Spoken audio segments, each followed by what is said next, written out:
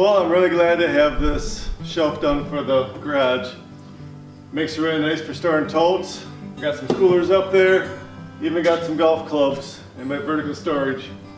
So it makes a really nice place to store things, get them out of the way, get my garage a little bit more organized. Hopefully you can use this idea to help you organize your garage too. So thanks for watching. See you next time. Bye.